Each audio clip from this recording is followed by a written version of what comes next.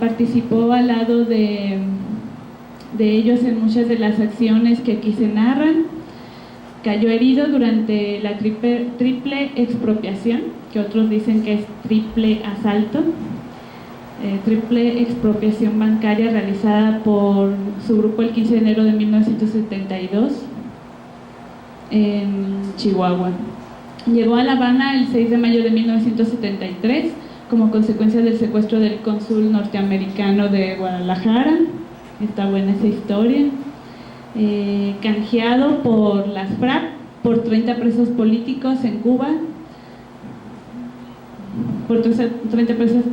En Cuba participó en un proceso de análisis colectivo sobre la experiencia guerrillera en América Latina, convocado por el MIR chileno, que dio como resultado la rectificación de militaristas y el regreso a la militancia partidaria de izquierda. Hoy su preocupación central es aportar sus granos de arena a la impostergable tarea de elaborar la historia del movimiento armado socialista de los años 60 en adelante, en específico los guerrilleros mexicalenses, que es uno pues de sus granos que puede ser aportado por Chelis. Le damos un aplauso como bienvenida. Muchas gracias. Nada más que les voy a hacer trampa. A mí me invitaron a presentar este libro, el contenido de este libro, y la trampa es que también les voy a presentar este de Gaitán en Utopía, este de Diario del Chelis en Bolivia, Argentina, Uruguay y Cuba, y el último que elaboré hace un año, 2 años, que se llama Textos del siglo XXI, que tiene un prólogo de Florencio Lugo, que ya no lo veo. Bueno, porque se lo voy a regalar. Él creo que no lo tiene en esta presentación, más que la primera cuando me hizo el prólogo. Pero bueno, empiezo con los guerrilleros mexicalenses porque es el primer libro que escribí. Y lo hice porque precisamente Acosta Chaparro, el policía Acosta Chaparro, sacó su libro y nos llegó a muchos de nosotros y nos indignó. Empezamos a leer esas mentiras grandes, gigantescas, de un vocero del régimen y de la policía mexicana, en donde nos ponía como lo peor, ¿no? Claro, tomando datos de la Dirección Federal de Seguridad principalmente. Y entonces también sale una novela de Aguilar Camín,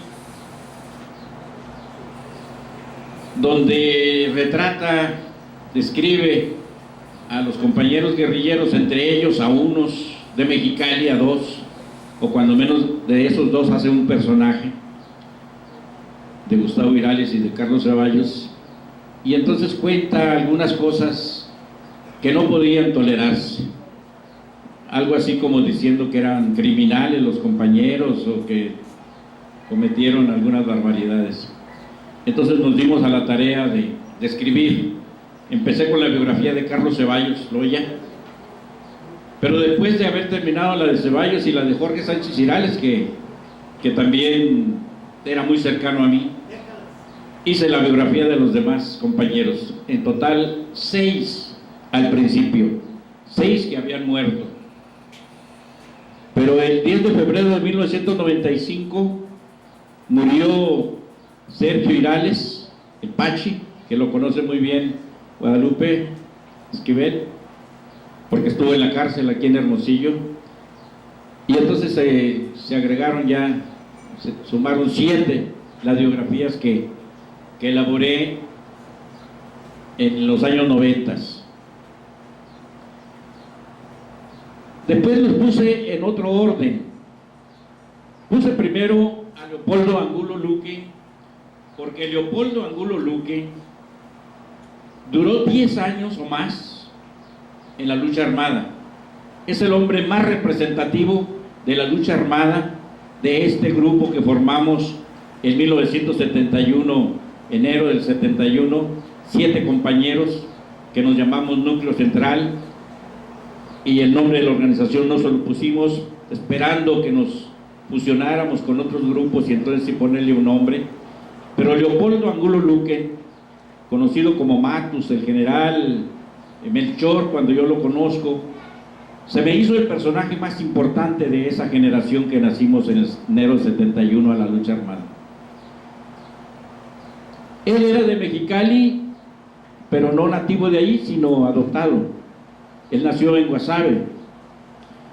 Y cuando yo conozco a su hermano y me cuenta los detalles de la niñez de ellos, de cómo llegaron a Mexicali, cómo Leopoldo fue alumno de mi mamá, cómo daba bolas para sobrevivir, daba bola ahí en el puro centro de la ciudad, todos los detalles me ayudaron para empezar a elaborar la biografía de Leopoldo. Pero después, en el contacto con los compañeros de Guadalajara, que estuvieron muy integrados con él hasta el final casi, supe que Leopoldo evolucionó mucho. Evolucionó tanto que hoy estoy anunciándoles la presentación de una segunda edición de este libro, en donde voy a exponer como archivos, como documentos adjuntos, 6 documentos fundamentales de Leopoldo Angulo Luque, que por sí solos hacen 300 páginas más, que ya engruesan mucho este libro. Por lo tanto lo voy a hacer en 2 tomos. El primero de Leopoldo Angulo Luque y sus 6 escritos fundamentales, muy gruesos, de 50 o más cuartillas, algunos de 40 y tantos, pero documentos muy gruesos. ¿Qué pasó con Leopoldo? Resulta que se puso a estudiar.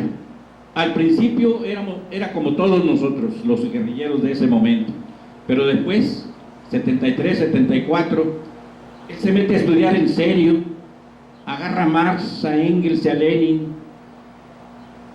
y entra en discrepancias profundas con la Liga Comunista del 3 de septiembre, que él ayudó a constituir y del cual era el responsable del buró militar. Entra en discrepancias con ellos y rompe con ellos en 75. Ya en 74 hay un documento de él que se llama Contra el oportunismo en la Liga, y en el 75 definitivamente él ya está fuera de la Liga Comunista 23 de septiembre. Y sus documentos, lo que él escribió, están muy sustentados.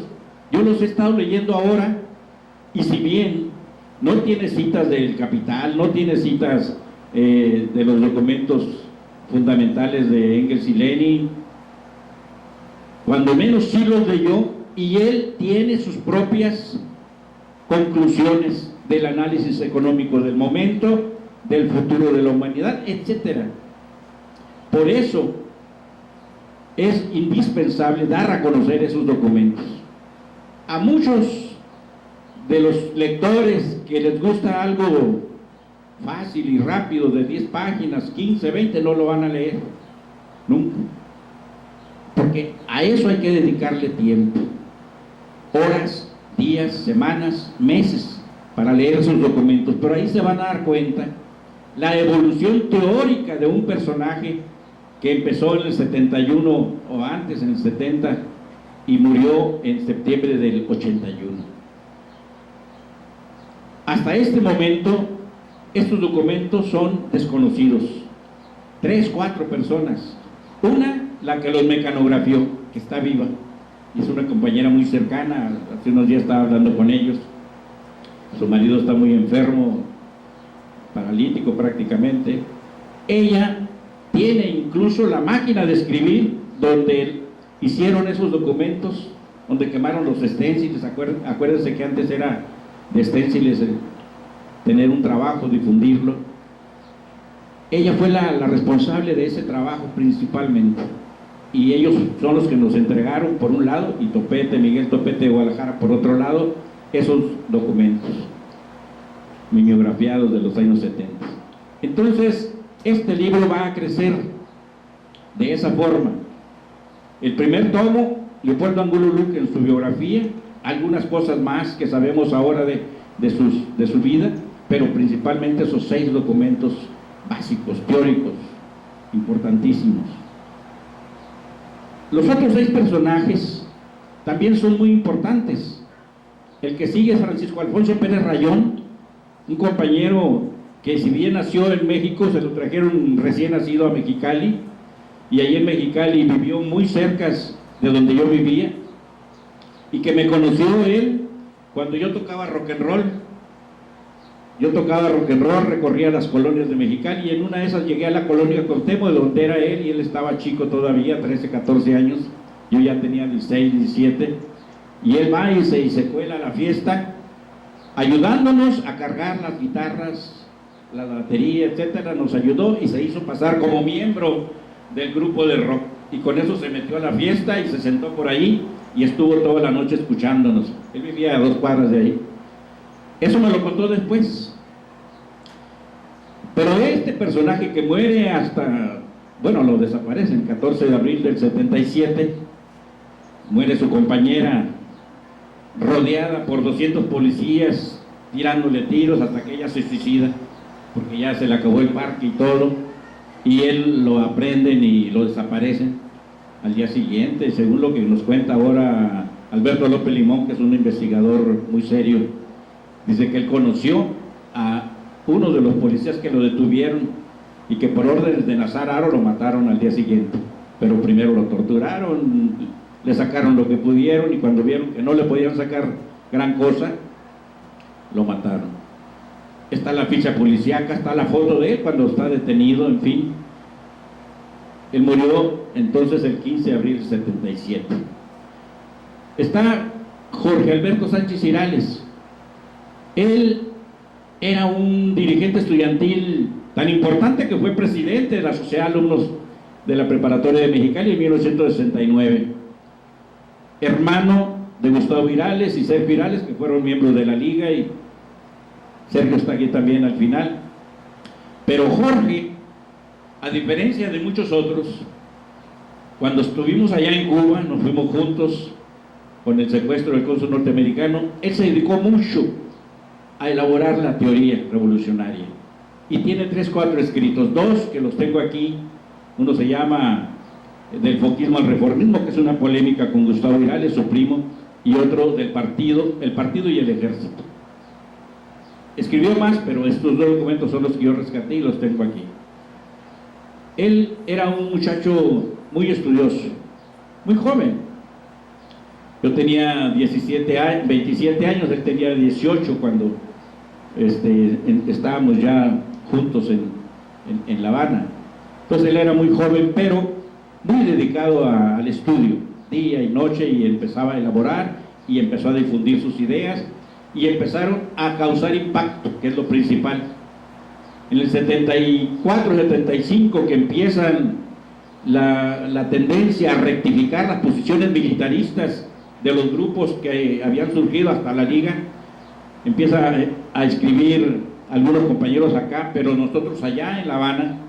Ese documento que él escribió, cuando menos que se dio a conocer como propio de él, que se llama Del foquismo al reformismo, propició que muchos de los compañeros guerrilleros que estuvieron en los primeros años de los 70 cambiaran su posición, reconocieran que habían caído en el militarismo, exceso de acción militar y casi nada de acción política, que nos habíamos aislado del conjunto de la población, y entonces empiezan a volver a lo clásico, la construcción de un partido representante de la clase obrera, que los grupos guerrilleros no iban a constituir jamás de esa manera, militarmente.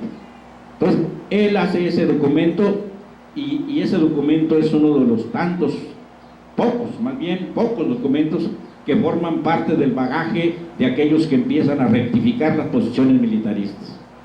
De este lado tenemos a Carlos Ceballos Loya. Carlos Ceballos Loya era un maestro muy inquieto. Sus hermanos mayores, cuando menos uno, era trotskista, muy dedicado al estudio, al análisis, a ir más allá de las posiciones ortodoxas del Partido Comunista y del Partido Comunista de la Unión Soviética, que era lo que prevalecía. Y entonces Carlos está influido por este hermano mayor, le da a leer muchos trabajos teóricos de Trotsky, de Che Guevara, etcétera, y él estudia y estudia, y hace su carrera de maestro allá en Mexicali, termina en el 66, sabe del asalto al cuartel de Madera y va a Chihuahua a buscar a los sobrevivientes. Ya está tan convencido de que ese es el camino, que se va a Chihuahua, a la sierra, a buscar a los sobrevivientes. Pero va vestido de militar, o sea, todo verde olivo y una mochila y listo para si los encontraba ya iba preparado. Pero lo que se encontró fue una patrulla militar que lo detienen, lo interrogan, lo ven muy muchachito, tenía 17, 18 años yo creo, le ponen sus coscorrones y lo regresan a su casa. Y llega allá y nos cuenta que él intentó hacer eso.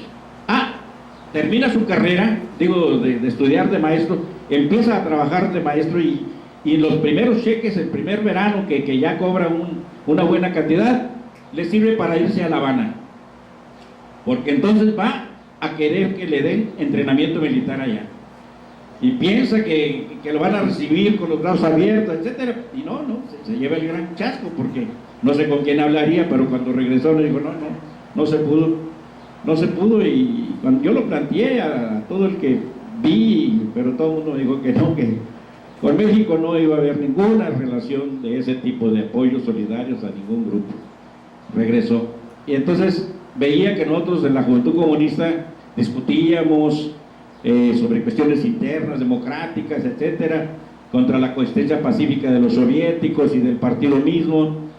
Y en el 69, que se da una gran discusión en Baja California, llegamos a la conclusión, después de lo de Tlatelolco, por supuesto, llegamos a la conclusión de que el camino era la lucha armada. Además, ya lo había dicho el Partido Comunista en el Congreso del 67, que la vía más probable en México para la revolución era la lucha armada. Entonces estábamos nosotros tratando de sustentar bien esa tesis.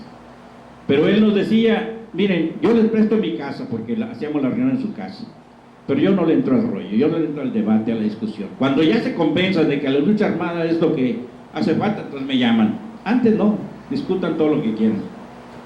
Y en el 70, nosotros ya, con Raúl Ramos Zavala en México, llegamos a la conclusión de que había que conformar organizaciones clandestinas, armadas, había que contactar con Lucio Cabañas. En agosto del 70, Raúl Ramos Zavala, que era la cabeza de un grupo que se llamó Los Procesos, me designó a mí como el contacto con Lucio Cabañas, y yo estuve en espera de irme. 30 de septiembre del 70 dejé el trabajo, yo era profesor de primaria, ganaba bien, dejé el trabajo, me quedé sin ingresos y pasé octubre, noviembre, diciembre haciendo trabajo político para que creciera nuestro comando, que yo pensaba que iba en serio. Y en diciembre del 70, cuando el grupo rompe en el Congreso de la Juventud Comunista, como muchos de los comités estatales y miembros de la juventud rompieron a lo largo y ancho del país, todo el mundo se fue a sus casas, y a su servidor, que había pasado ya la clandestinidad, ya tenía una pistola 22, lo dejaron por ahí olvidado. Entonces yo fui con Angulo Luque y con Diego Lucero, que era yo el contacto con ellos, y les dije, ¿saben qué? Me quedé suelto. Los compañeros yo creo que no van a tomar en serio esto de la lucha armada, y Diego Lucero y Angulo Luque me dijeron, no, vente con nosotros ya vamos a empezar a actuar ahora en enero. Yo ya me incorporé con ellos, pasé a la clandestinidad total, adopté otro nombre, Federico Villa Cortés, como lo dijo ella, y el 3 de febrero del 71 realizamos nuestra primera acción expropiatoria en un banco en la Ciudad de México. Ahí obtuvimos 200,000 pesos, 100,000 pesos me los entregaron a mí para que me los llevara por el Pacífico, que es donde estaban mis contactos. Y cuando llego a Baja California, le digo a Carlos Ceballos, ya está, aquí está el primer dinero para comprar armas, rentar casas de seguridad, vehículos, municiones, por supuesto. Entonces ahí Ceballos dijo, ya, ahora sí. Y todavía duró trabajando de maestro unos meses. Pero el 14 de abril del 71 realizamos la primera acción armada en Tijuana. O sea, un día antes de lo del Empalme, que acabamos de conocer aquí, el 14 de abril, expropiamos una casa de cambio, voy a decir asaltamos, pero eso suena muy vulgar. Expropiamos una casa de cambio ahí en Tijuana, Ceballos participó en eso, con un M1, él era el chofer, él resguardaba la acción que estábamos realizando, Eso fue nuestro bautizo de fuego allá en México, allá en Tijuana. Yo ya había tenido el mío allá en México. Entonces, en la biografía de Ceballos está ese inicio de él. Pero después, en agosto, a él lo mandamos con Lucio Cabañas como representante de nuestra organización. Iban 5 compañeros, uno de ellos era Carlos Ceballos. Y Lucio Cabañas, cuando lo despide, porque él pasó a ser miembro de la liga y Lucio expulsó a 5 compañeros de allá de la liga, que ya le querían quitar el poder, la dirección allá en la guerrilla de la Sierra de Guerrero. Expulsa a 5, pero dentro de los expulsados iba Carlos Ceballos, y hay una carta de Lucio donde lo reconoce como el mejor de todos ellos. Los respetos para Carlos Ceballos. Él va a ser miembro de la liga, y la Garda tiene parte de su historia de lo que hicieron aquí en el 74 en la Sierra, porque él fue parte de ese comando, Oscar González.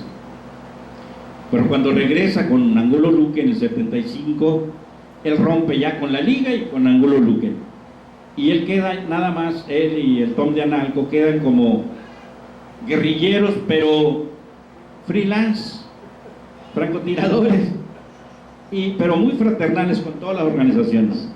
Ellos aportaban armas, dinero, municiones, preparación, entrenamiento, pero no querían disciplina partidaria, ni de comando, ni nada de eso. Ellos querían ser libres.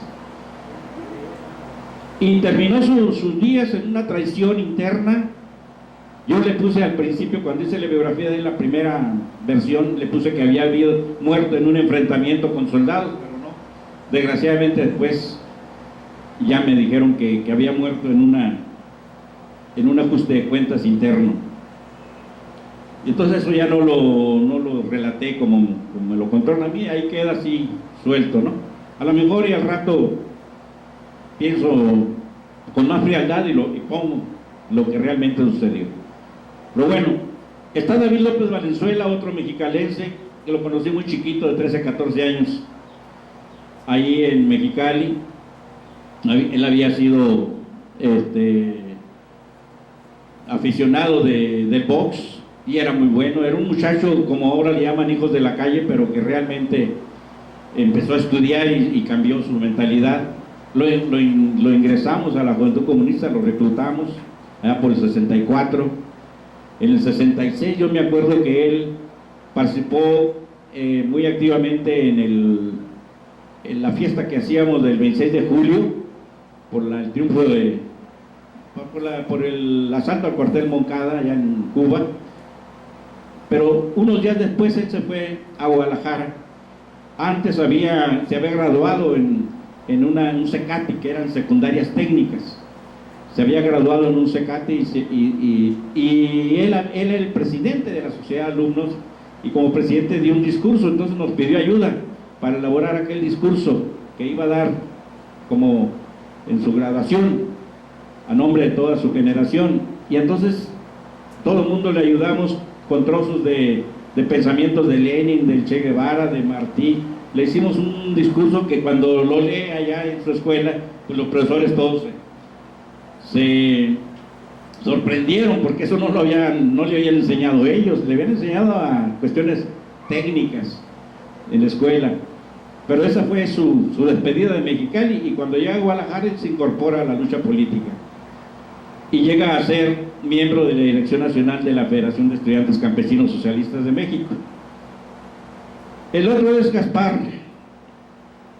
Gaspar es Gilberto Flores Díaz, Juan Gilberto Flores Díaz, que muere en el triple asalto bancario, apropiación bancaria de Chihuahua, el 15 de enero del 72. No muere ahí mismo, sino que logra escapar, esconderse, pero cuando va tratando de llegar a la sierra para cruzar para el Pacífico, a 50 kilómetros de la ciudad de Chihuahua, lo detienen la judicial y le fugan, lo matan.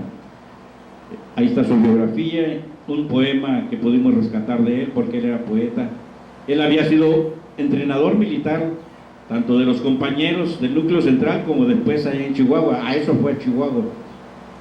Cuando yo lo integro a la organización, él me pide que nada más su trabajo se relacione con la difusión, la impresión, el manejo del mimeógrafo. Y no quería nada más, pero cuando los compañeros lo ven, el general, Alfonso Pérez Rayón, Diego Lucero, y se dan cuenta de que había sido militar, que había llegado a grado de sargento o teniente, sargento creo, entonces le piden que les ayude con el entrenamiento militar. Angulo era el que nos entrenaba, cuando menos en la cuestión del tiro, pero eran cosas muy artesanales. Y este hombre no, cuando él se lleva a Angulo y a Diego Lucero, entonces ellos al entrenamiento en la sierra, ahí sí hay entrenamiento, ahí sí hay disciplina militar, ahí sí hay experiencia que les va a transmitir Gaspar, Juan Gilberto Flores Díaz. Y entonces ya me lo recomiendan con mucha seriedad, me dicen llévalo para Chihuahua para que entrene no solamente al núcleo que están creando allá, sino integra más compañeros de la dirección de ferrocarriles, de los maestros, etcétera. Y esa era la misión que él iba a cumplir allí en Chihuahua. El último personaje es Sergio Irales Morán, que lo conoció el compañero Esquivel aquí en la cárcel del Morcillo. Cuando él viene de Culiacán hacia acá, todo el año 72, en Culiacán, Sergio Irales Morán, el Pachi, era el jefe político y militar de los estudiantes, del movimiento estudiantil. Camilo lo reconoce, Camilo Valenzuela, el diputado ahora Mendívil era uno de sus lugartenientes. En fin, Sergio se convirtió en el 72 en la máxima figura del movimiento estudiantil en Culiacán, Sinaloa. Pero con los celos que le tenía su hermano Gustavo, llegan en octubre del 72, hay una cierta fricción ahí, y como se dice en aquel lenguaje que teníamos en aquellos tiempos, lo deslindan. Y entonces a principios de 73, él sale de Culiacán y trata de llegar a Baja California, pero por aquí lo detienen, no sé si en Benjamín Gil, en algún retén aquí, un retén que había de militares. Él traía su mochila con armas, propaganda de la liga, me imagino, de lo que era en ese momento la organización partidaria apenas. Y él dice que esa mochila no es de él, sino la otra, donde encontraron marihuana. Coca, bueno, palabras mayores. Pero él se declara el dueño de la mochila que trae droga, no de la que trae armas y propaganda subversiva. Y cae a la cárcel, pero por drogadicto. Ahí ya se dan cuenta ustedes de que él era un grillo, ¿no? Hombre que sabía demasiado de la política del momento. Pero bueno, él se puede decir que ahí termina su carrera militar, porque realmente él no fue miembro de la liga, no tuvo enfrentamientos, etcétera, pero él siempre fue un activista político. Regresa al Partido Comunista junto con su hermano Gustavo Irales. Cuando yo regreso de La Habana en 79, me encuentro con que él era uno de los principales líderes de un grupo que estábamos, pero yo también me sumé a ello, en contra de la burocracia del partido. La burocracia que no permitía la libertad de expresión, de elaboración, no permitía las críticas, en fin. Hicimos crecer aquel grupo que nos llamamos los renovadores, y nos decían los renos, y a ellos nosotros les decíamos los dinosaurios, dinos para cortar el término. Entonces hubo 79 y 80 la lucha entre renos y dinos en el Partido Comunista, 79, 80, 81 hasta que desapareció el partido y se transformó en Partido Socialista Unificado de México. Hasta ahí llegó la vida política de izquierda de Sergio Irales Morán. Después pasa a integrarse al PST de Talamantes, de Rafael Aguilar Talamantes, pero como parte del juego que tenía el PRI entre los partidos de esta naturaleza. Y al rato el Pachi pasa directamente al PRI. También la hace de escritor, de columnista, pero ya con la línea política del PRI. Y muere en el 95, se suicida porque había tenido un accidente de tránsito, se volteó su carro en una curva por allá por Tecate, quedó muy mal de las piernas y decidió quitarse la vida en un momento de depresión extrema. Tomaba licor, drogas, etcétera. Entonces él ya había abandonado las ideas socialistas y revolucionarias. Ahí muere. Pero lo que él hizo en esos años de los 70s dentro de la izquierda, eso es lo que nos interesa recordar. Cómo terminó ya es otro asunto.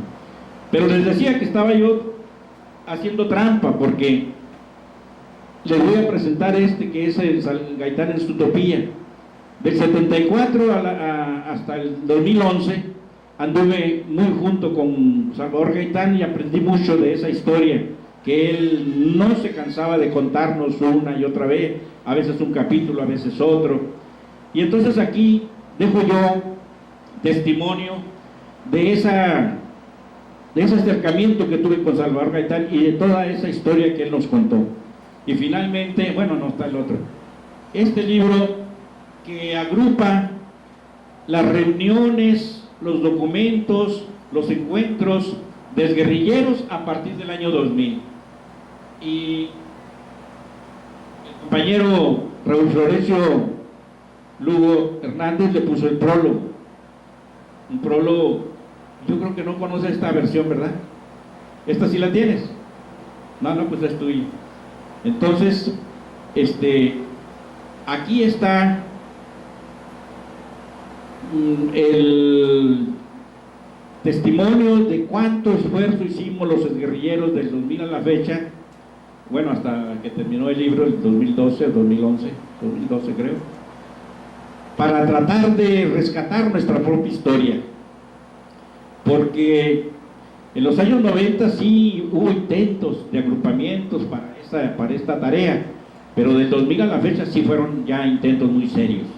Y está en el 2000 el primer encuentro nacional de guerrilleros, el 2001 el segundo encuentro, el 2003 el tercer encuentro, el 2004 en Guadalajara el cuarto encuentro grande.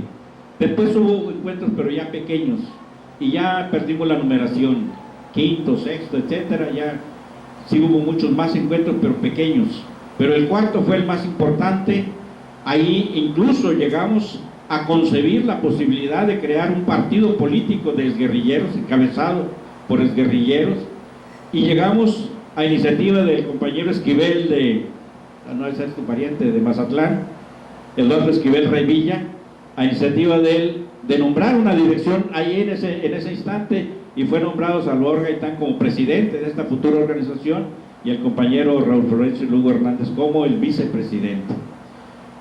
Ese fue el momento culminante o clímax de ese intento de reagrupamiento de guerrilleros y del cumplimiento de tareas de rescate de la memoria histórica. Pero después del 2004 seguimos ya en pequeñas acciones, con pequeños grupos, pero no nos hemos detenido en esa tarea. De eso se trata Textos del siglo XXI. Y por último, les muestro que se llama Diario del Chelis, en Bolivia, Argentina, Uruguay y Cuba. Fui a Bolivia en 2006 para estar presente en la toma de posesión de Evo Morales, porque me parecía que era una experiencia que no podíamos perdernos los mexicanos que andábamos en busca de una alternativa, de un camino, de qué hacer si falló la guerrilla y estaban fallando los partidos políticos en México. Yo entré al PRD en 98, 99, 88, 89, con la campaña de Cuauhtémoc y después con la construcción del PRD. Entré en ese PRD, pero me salí en 94 porque ya era una descomposición completa, total, visible, sin remedio. Y entonces andábamos en busca de alternativas, y en el 2006 me fui a Bolivia y fui testigo directo de la toma de posesión de Evo Morales, primero, un día antes de la toma oficial civil, primero como líder de todos los indígenas de todo el continente, porque llegaron grupos indígenas de Canadá, de Estados Unidos y mapuches y de todos. El único que no estuvo ahí fue el EZLN. Marcos no sé qué dijo, pero no quiso ir a a esa toma de posición, estaba en contra de los procesos electorales, una cosa así, pero ellos no estuvieron, pero sí estuvo el Consejo Nacional Indígena Mexicano allá. Y entonces primero les dieron el bastón de mando indígena y al día siguiente ya toma posesión Evo Morales como presidente constitucional. Estuve presente ahí están escritos mis impresiones de esa ocasión, pero después en 2010 fui a la toma de posesión de Pepe Mujica, porque Pepe Mujica fue guerrillero de los Tupamaros, y los Tupamaros fueron nuestros maestros en la guerrilla urbana aquí en México, y entonces estuve presente allí, muy cerca de ellos. Había hablado antes con la esposa de Pepe Mujica, con Lucía Topolansky. Ella me recomendó ir a Argentina precisamente en 2006, y allá conocí otros Tupamaros, conocí al Pelao, a Gorriarán Merlo, que era el sobreviviente de máximo del máximo nivel del EPR de Argentina, y todavía andaba en las luchas obreras. Él me invitó al 1 de mayo del 2006, que iba a haber allá una gran manifestación en Rosario. Allá era donde él tenía sus principales bastiones de cuadros y de masas, y desgraciadamente él muere el 22 de septiembre de ese año 2006 de un paro cardíaco. Pero ahí están contadas como crónicas, como relatos, como anécdotas, todas estas experiencias que viví en mi recorrido por Bolivia, Argentina, Uruguay, y luego hay le agregué 4 experiencias que tuve en Cuba, viajes que he hecho allí en Cuba, relaciones que he tenido, para que si quieren lo tomen como guía de turista o si quieren lo toman como experiencias políticas, que a mí me parecería mejor. Esos son los 4 libros que yo tenía interés en presentarles el día de hoy, no solo el de los guerrilleros mexicanos, que me parecía muy poco para que entendieran qué es la preocupación que tenemos actualmente algunos de los que estamos en esta tarea del rescate de la memoria histórica. Y les quiero terminar diciendo que de los 90s a la fecha son decenas, no quiero decir cientos, pero sí son decenas los jóvenes que han hecho tesis para licenciatura, maestría o doctorado sobre este tema de la guerrilla rural, urbana del México de los 60s a la fecha. Y muchas de esas tesis, la mayoría buenas, pero incompletas, tocan nada más algunos aspectos, algunas partes. Muchas de esas tesis están sustentadas en el rescate de los documentos que se han ido abriendo en el Archivo General de la Nación. Ellos han tenido acceso a esos documentos, han aportado muchos datos, y si hiciéramos un día de estos una reunión de tesistas, jóvenes tesistas y veteranos de la guerrilla, creo que podría salir un trabajo más maduro, más completo. Gracias.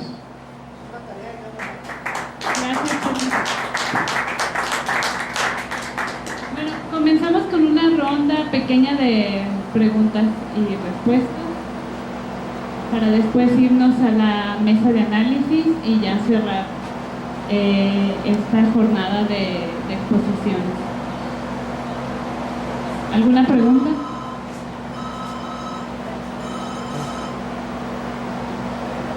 Pregunta. Comentario. Sí, claro.